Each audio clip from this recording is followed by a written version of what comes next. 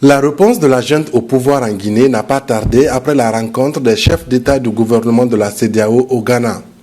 Dans un communiqué lu sur la télévision publique, le Comité national du Rassemblement pour le développement estime que les réalités du terrain ne permettent pas la mise en place du Conseil national de la transition avant la fin d'année. Pour 81 places de conseillers, le ministère de l'Administration, du Territoire et de la Décentralisation a enregistré 706 candidatures.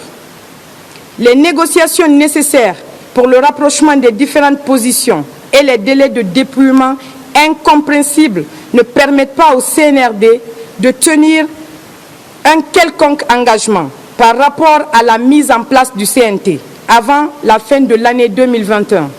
Pourtant, le communiqué de la CEDEAO faisait état de la confirmation par les autorités de la transition guinéenne de la mise en place du Conseil national de la transition avant le 31 décembre 2021.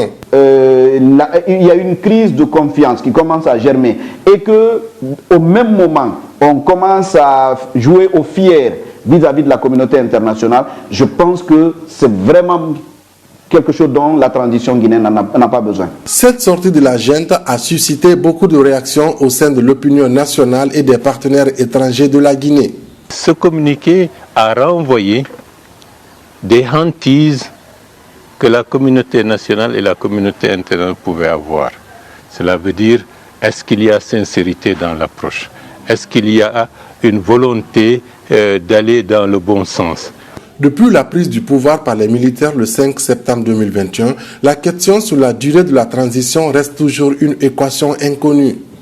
Certains partis politiques et acteurs de la société civile dénoncent déjà l'absence d'un cadre de dialogue avec la junte au pouvoir en Guinée.